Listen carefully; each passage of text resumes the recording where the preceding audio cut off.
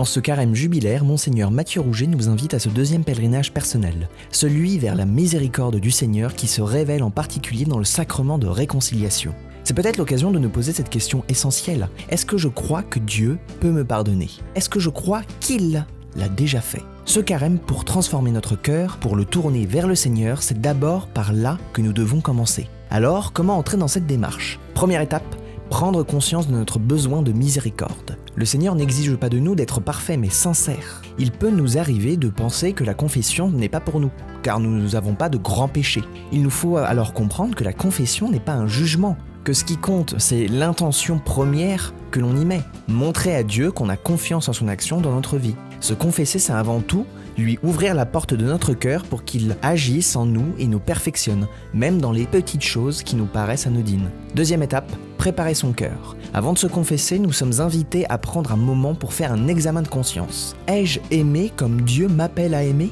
Pour nous aider, nous avons par exemple les 10 commandements donnés à Moïse ou les 2 commandements de Jésus. Tu aimeras le Seigneur ton Dieu de tout ton cœur, de toute ton âme et de toute ta pensée. Tu aimeras ton prochain comme toi-même. L'Église propose divers examens de conscience pour guider notre réflexion. La question fondamentale, c'est qu'est-ce qui a attristé le Seigneur ? Enraciné dans cette relation vivante avec lui, notre démarche prend tout son sens et nous aide à franchir le pas.